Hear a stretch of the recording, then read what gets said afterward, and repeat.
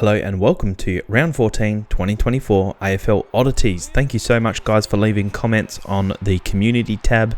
I try to put a thing, a post I guess you could call it, so everyone can leave their oddities. A lot of these are already picked up, but a big thank you to everyone who leaves a comment. I do try to follow up and find almost all of these oddities and add them to the video. Thank you for that, I appreciate it.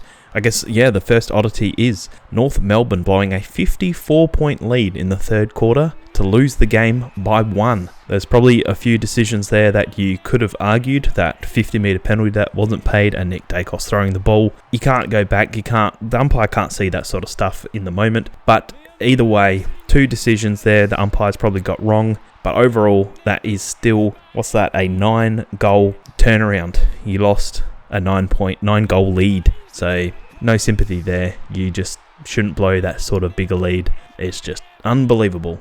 The biggest oddity this week for sure. In the same game, there was a play where Sheasel tackles Jath and the umpire plays a free kick to North Melbourne. It's clearly holding the ball. He's just thrown the ball away. But then for some reason, the umpire also says play on to advantage, although Collingwood have the ball. He's just had a complete brain fart, and there's multiple umpires there you can see in the forward 50. Somehow it's a free kick to North Melbourne, but the Pies are able to play on for a little bit before it gets called back, and it's an out of field umpire that's paid that and said, hold on, what the heck's going on here? And they've called it all the way back. I found that extremely weird. The umpires were just, I don't know if they had the free kick Collingwood mindset or what. Am I thinking too much into it? I don't know. What do you think? I think Jamie Elliott has a contender for goal of the year. This one was extremely impressive and he lands on his feet. Do you think that sort of takes away from the dramatic effect of how great the mark was? You know, when they mark it and they sort of land on their back or whatever, makes it look a little bit more spectacular. But this mark was absolutely incredible. I think this one will actually win. I actually do like the landing. Like, he's bounced up, he's taken the mark and then landed on his feet like a cat. It's just truly incredible. It'll definitely be in the top 3 contenders for mark of the year this year. As the ball goes inside the Saints forward 50, you can see Mason Wood tries to tap the ball down to his left foot and kick it as he is a left footer. He mistimed it, he didn't get the kick off. I don't know if he had enough time. The commentators were saying he should have grabbed it and kicked it. I don't think there was enough time and he's running full pelt. He clearly loses sight of where the goalpost is and takes himself out. This could have ended really badly with the kick. He could have actually kicked it and then hit his leg on the goalpost and broken his leg. But luckily he didn't. It was extremely hard hit, but he got up and played the rest of the game. Well done to him, tough as nails, but damn, that could have ended really badly. Of course, the AFL have cleared this one off and said that there's nothing wrong with this and that it shouldn't have been a 50-metre penalty, and I think that is absolute horse, you know what, because this is clearly 2 players overrunning the mark. It has to be 50-metre penalty. You get players in the 9-metre. If you take a mark, a defender takes a mark in the goal square, the player cannot encroach over that 9-metre mark. If they go over that, it's an instant 50-metre penalty. 2 players ran over the mark, clearly. The umpire's blown his whistle and paid a mark. This is easy 50-metre penalty. What do you think? The AFL umpire boss has actually said that she thought it should have been a play-on call because he's taken a few steps inside the corridor. I disagree. I think the 2 players have run over the mark. It's clearly a mark. It's a 50-metre penalty in my opinion. What do you think? Josh Dunkley has tackled Marcus Windhager, and as he's tackled, Windhager tries to dispose of the ball by kicking it. Doing so, he sort of rotated his hips, which has made the tackle look somewhat dangerous. But you can see that Dunkley doesn't put him down hard. He lands on his elbow and his shoulder. It's definitely not a dangerous tackle. It's such a harsh penalty, but the umpire's been sucked into a free kick here. Just remember that yes, I am a Crows fan, but I thought that after he was called for holding the ball, Ollie Florent is told to stand on the mark twice. Keys does sort of fake the handball. I don't think it's enough to cause a play on, and he's moved off the mark twice, once even before he faked the handball, and the umpire had told him to come back. That for me is a 50-metre penalty. What do you think?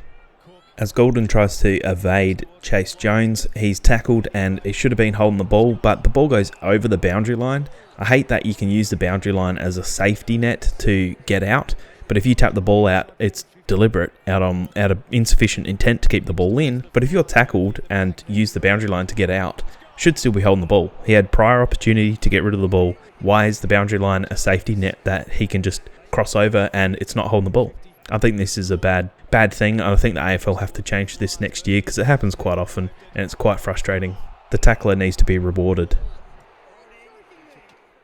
After Tracy takes the mark, probably 20 metres or so out directly in front, you can see his walk up, he's sort of slow stepping, I don't know if that's how he usually does it, and then eventually he just sort of stabs at the kick like he's supposed to be on a certain mark, but he's one step not far forward enough, and he sort of like leans forward and pokes the ball, and you can see just from the replay it's an absolute scrubber of a kick, barely makes a distance and goes very wide left, a complete shank. This is just extremely weird for a forward, and I'm not sure if he in his mind needed to take another step to kick the ball through, but I mean, you're 20 metres out, this should be a gimme. That's got to be shank of the week, possibly even shank of the year. It was disgusting. I felt like the Crows had control of the game over the Swans until the third quarter, where it was sort of back and forth, and then after Joel Amartey's kicked his 57th goal on the Crows, good work guys, Taylor Adams just goes past Hinge and just shows 7. He's kicked 7 goals on you, mate. And Hinge didn't like it and completely cleaned him up right in front of the umpire. And it's a free kick. And then Swans go back to back with another goal. And that was the game done. You've got to be smarter than this as a defender. You know those small forwards are just going to get in your head and try to annoy the absolute living shit out of you. You just got to be better than that. And you can't give away a free kick, especially something so dumb in front of the umpire after a goal's been kicked. Don't do it. Gives them a free kick inside the forward 50 and another goal. Extremely frustrating to watch as a fan. This could be a contender for point of the year and I guess team assist of the year. As the ball goes inside the forward 50, Logan McDonald taps the ball cleverly over the top of his head. He probably could have taken possession and got tackled for not holding the ball, but a ball up. But he's done the smart thing, the team thing, tapped it over his head, taken a shot at goal. Unfortunately, that he missed. It could have been an awesome team goal, very fast out of the centre clearance, but went through for a point, so I still think that's a contender for point of the year. Luke Ryan's taken the kick in, and he sort of kicks it in between 2 of his teammates. Both of them sort of half think that it's going to another player. None of them take control and go for the ball. It's a pretty shit kick in the end. It goes to the Dogs and Treloar goes through and kicks an easy goal. Unfortunately, if you're going to take such a short kick inside your forward 50, you have to hit the target. Otherwise, the small forwards, I know Treloar's not a small forward, but like Cody Waitman, I'm thinking, will definitely punish you. They'll get that ball and put the pressure on the inside 50, and Treloar goes through and eventually kicks the goal. Now that's a coach killer. Core has absolutely just yeeted Bo McCreary. I don't know if that's a word, but let's make it. He's just thrown him. I mean, McCreary made it look a little bit more. I'm assuming he was going for some sort of free. But in the end, it just looks hilarious. He's just absolutely thrown him. And thank you very much for the thumbnail. I know the media bang on about Nick Dacos and how he's the golden child of the AFL. And when he does plays like this, fair enough. He started this chain of events and he gets the ball back. And he's running at full pelt. You can see he's running to beat his defender. He still gets the kick off and hits his forward lace out, and eventually the Pies win the game.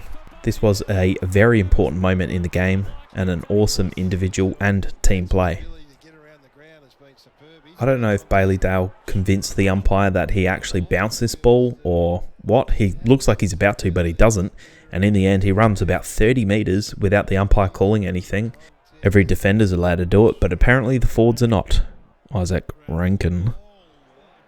At any other point in the game, this would be a coach killer. You're taught this in juniors that when the ball goes towards the goal line and you're the defender, all you have to do is just kill it. Both of the defenders try to do that. They try to kill it. And Lester does make contact with the ball, but it comes off the back of his fist. And Butler's just standing there and says, "Thank you very much."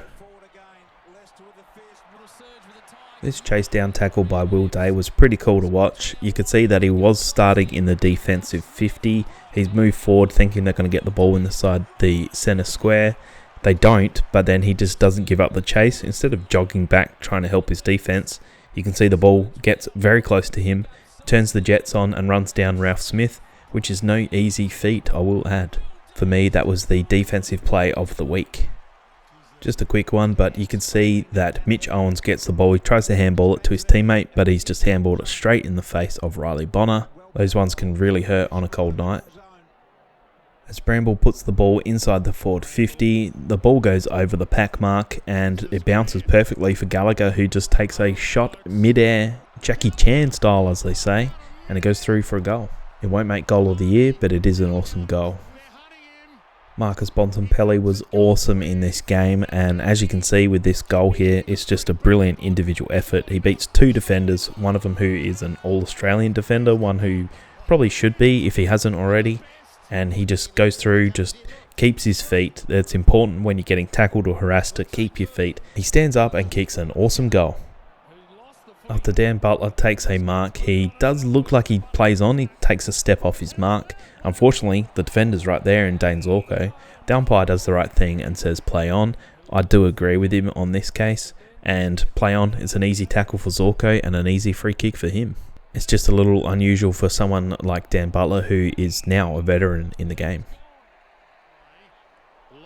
I don't agree with the umpire's decision on this one not to play holding the ball. Banfield's had plenty of time to dispose of the ball. He takes on the tackler, gets spun 360 and almost on the ground just before he gets the handball away.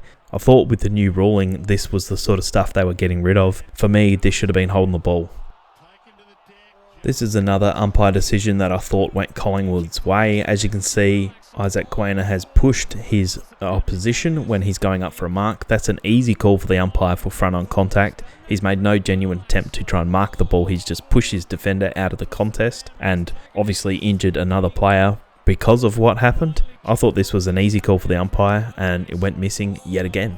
Free kick Collingwood. Thought this was an interesting one. The umpire who is right there in this marking contest, he actually yells out play on. Nick Larkey's about to kick the ball. It's an umpire who is 50 metres away who has paid this as a mark. I too think it is probably a mark, but the umpire who's right there doesn't call it a mark. He says play on. So why is an umpire 50 metres away paying it? Nick Watson has taken a pretty spectacular mark for the whole 170 centimetres of him. He reaches all the way back and takes the mark. And you go back and take your time to kick through for the goal, and then he just completely shanks it. Eventually he actually gets the ball back again to make amends, kick through for a goal, but again he shanks it. He does this little run out to the right and then hooks the kick, kind of like Brian Myers, except not accurate. And eventually, yeah, he does kick a goal, but he could have had an absolute field day, and for some reason he's just doing this stupid hook turn, and must be from Melbourne. Anyway, that's it for this week. Thank you very much for watching. What do you think of this new style? Well, I'll sort of explain a little bit more and my thoughts on the game, not so much just cut and dry of what's happening, a little bit more explanation, a little bit more conversation, if you will, my opinions on the game. What do you think of this style? Do you want to see this for the rest of the Oddities videos, or do you want me to go back and make them a little bit shorter? What do you think? Let me know. Thanks for watching. See you in the next video.